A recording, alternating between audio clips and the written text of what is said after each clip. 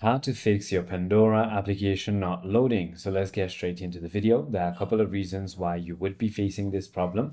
The first thing you want to do is simply go ahead and check your internet connection. Make sure that you have a stable Wi-Fi or mobile data connection. You can also try restarting your router. If that doesn't work, you want to simply go ahead and close and reopen the Pandora application from your taskbar.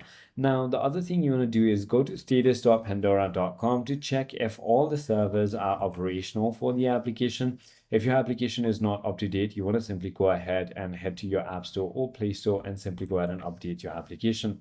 If you're on an Android device, you want to go to your settings, apps, Pandora, and storage and simply go ahead and clear your cache.